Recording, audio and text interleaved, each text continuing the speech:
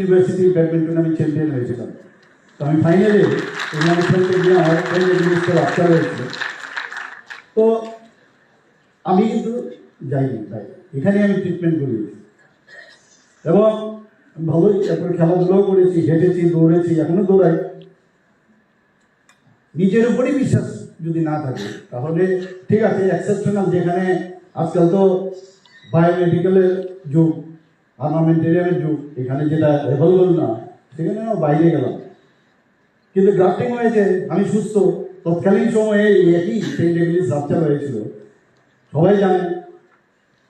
পদ্মশ্রী আমাদের রতিন দত্ত স্যার, উনার Saint এভিলিস rupture হয়েছে, তখন হাওড়ার নাম করা অর্থোপেডিশিয়ান ডক্টর ঘোষ ওনাকে দিয়ে ট্রিটমেন্ট করিয়েছে, ইনফেকশনে পা ইনফ্লুয়েন্স।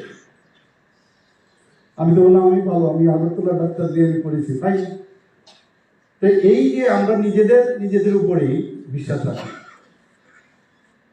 আমাদের সরকার বারবার চাইছে যে এখানে একটা আর্ট অফ এক্সিলেন্স যেন হয় এজেন্সি, সেটা আমরা দেখি। এমন যেন হয় দূর দূরান্ত থেকে মানুষ যে ওখানে গেলে, এইমসের মধ্যে আমরা গেছি, এইমসের মধ্যে এত ভিড় থাকে দিল্লিতে, সেই তুলনায় আমাদের আগরতলা এজেন্সি কিন্তু অনেক খোলাকাল, অনেক বেশি সুবিধা আছে এখানে। মানে পরিবেশের দিক দিয়ে এটাকে অনেক সুন্দর করা যায়।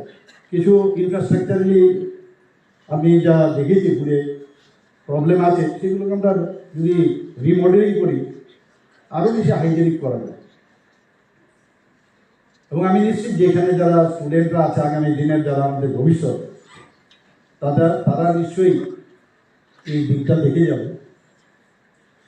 এখানে আমার বলতে দ্বিধা নেই যে অনেক জায়গায় যখন আমি যাই টাইমলি যাই, তো আমার যারা বর্তমানের যে আমি যে প্রফেশন আছি তারা কলিগরা বলে এত তাড়াতাড়ি করে আসবেন না, ঠিক টাইমে আসবেন না। কেন বলে তার নেতার নাকি দাম কমে যায়, ওনার কাজকর্ম নেই, এর জন্য টাইমলি আসে। তো এখানে আমি দেখলাম যে আমি এখানে আসার সময় টাইমলি আমি এসেছি, কিন্তু আমার ছাত্রছাত্রীরা, ছেলে মেয়েরা অনেক দেরিতে এসছে। তো সেটা কাম্য না। Discipline is very important. এখানে আরেকটা জিনিস আমি যেটা প্রত্যক্ষ করলাম,